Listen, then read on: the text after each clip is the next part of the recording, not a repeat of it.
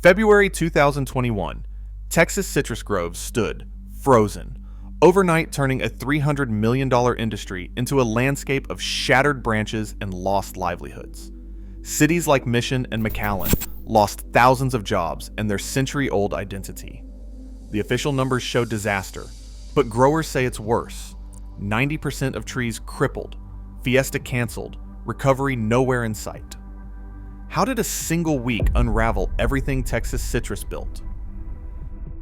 Night fell on the Rio Grande Valley, and the temperature kept dropping. By midnight, thermometers in groves near Mission and Weslaco read 19 degrees, cold enough to freeze irrigation lines solid and silence the wind machines meant to save the crop. For 3 nights, the cold did not let up. Growers watched the power grid fail, their frost protection systems stalling in the dark. In the morning, the damage was everywhere.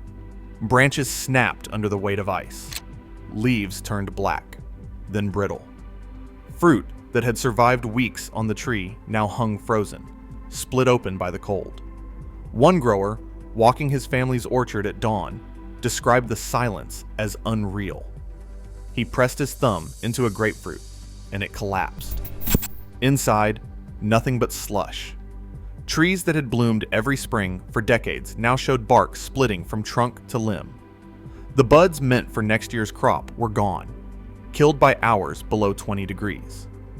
In some blocks, the loss seemed total. Rows of lemon and lime trees, always the first to suffer, stood stripped and gray, their roots exposed where the soil heaved and cracked. By the end of the week, the reality set in. The loss was stark. The 2021 crop was lost, and so was the next. Some trees would survive, but the scars, dead wood, missing canopies, entire rows cut down, would last for years. The landscape that had defined the valley for generations was changed in a matter of days. Packing sheds in Weslaco, once bustling with forklifts and voices, fell silent as the first shipments never arrived. The Texas citrus industry, once valued at more than $300 million a year, lost its footing almost overnight. In Mission, the annual Citrus Fiesta, with parades, floats, and the crowning of the Citrus Queen, was called off. That tradition had run since 1932. Towns like McAllen and Weslaco, whose economies ran on the rhythms of harvest and packing, watched familiar routines vanish. The losses rippled far beyond the orchards.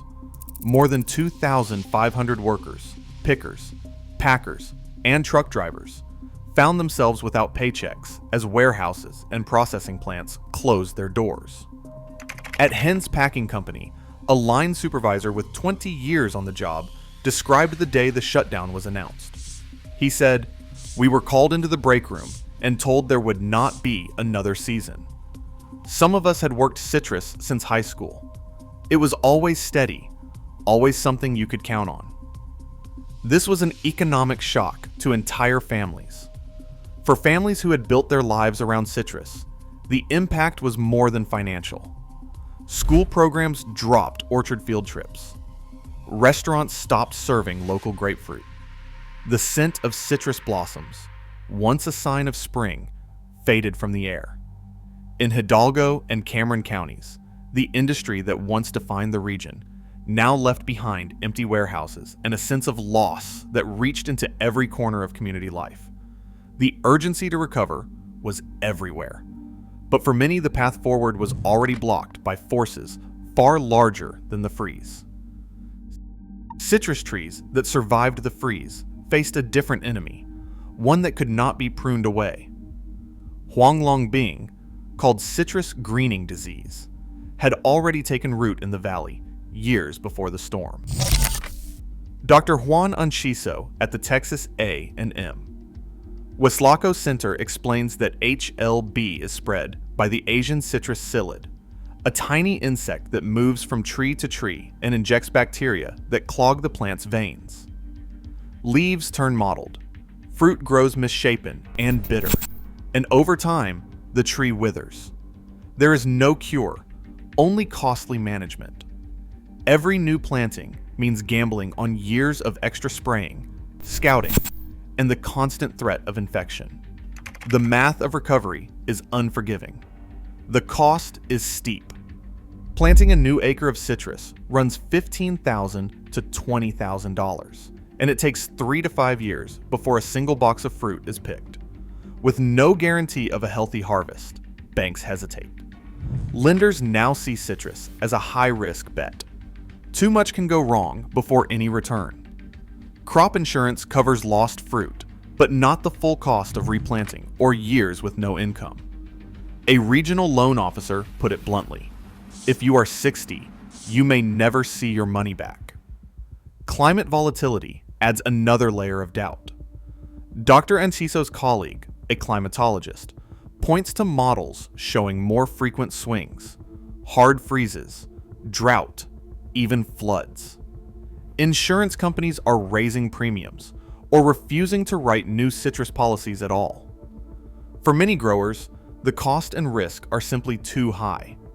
The groves stand empty, not for lack of will, but because the science, the economics, and the climate all say, wait or walk away. Developers began circling the Rio Grande Valley as soon as the freeze aftermath became clear.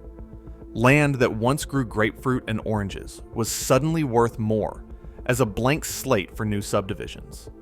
Local real estate brokers confirmed that per acre offers from builders jumped to $30,000 and sometimes even $50,000, numbers that made it hard for aging growers to say no.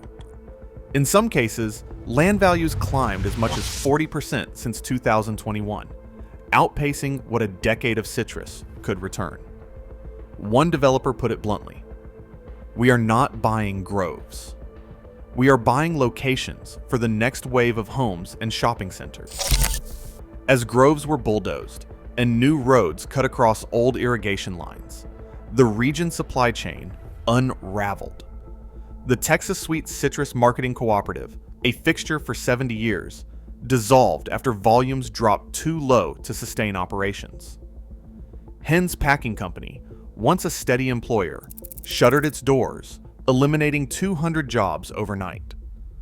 A former Hens worker remembers standing outside the locked gates, wondering what would fill the empty sheds that had run every winter since he was a teenager. Meanwhile, grocery buyers shifted their contracts to Mexico, where supply was steady and prices were lower. One produce manager explained that they need fruit 12 months a year, and Texas cannot guarantee that anymore. With Mexican imports flooding the market, Texas growers found themselves priced out of their own backyard. Cold storage warehouses now sit idle across the valley, and the specialized equipment once vital to the citrus harvest is being sold at auction or left to rust. What the freeze did not destroy, the market and the bulldozers finished. County agriculture officials in Hidalgo and Cameron watched as the relief process for citrus growers stalled almost from the start.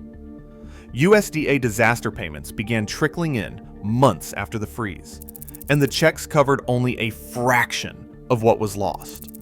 One official described growers waiting as long as 18 months for any meaningful aid. By then, many had already bulldozed dead trees or left groves idle, unable to afford replanting. Paperwork requirements grew more complicated as the weeks dragged on. USDA programs reimbursed some costs for lost fruit, but they did not cover the steep investment needed to replant an orchard, often $15,000 to $20,000 per acre.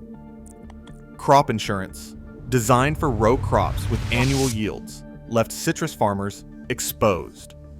Policies paid out for lost harvests, but not for the years it takes new trees to bear fruit. Those who tried to file claims for tree replacement found the caps too low and the process slow. County staff fielded calls from families who had farmed the Rio Grande Valley for generations, now facing the reality that federal and state programs were not built for the kind of long-haul recovery citrus demands. The gap between public promises and actual relief became impossible to ignore, leaving local officials with little more than letters of frustration and empty grant applications. A grower in his 60s stands among stunted trees and says if Texas wants citrus to survive, We need real help, not just words. An economist outlines the numbers. A state replanting fund of $50 million over 3 years would cover a portion of the true costs to restore groves, with grants tied to disease-resistant stock and secured water rights. A researcher at the Weslaco Center calls for $15 million a year to fund HLB and drought research, maintain genetic collections, and accelerate protected culture trials. Without this, we lose not just fruit, but the knowledge to grow it. A young grower, still determined to plant, points to the insurance gap. A 1-year, $10 million pilot for tree replacement insurance, designed for multi-year recovery and climate risk, would finally give banks the confidence to lend again. Meanwhile, county officials urge an 18-month pause on rezoning historic groves and a 2-year Buy Texas rule for state procurement, using public dollars to anchor demand for local fruit while groves recover. Every box we sell in Texas, schools or agencies, keeps a grower in business.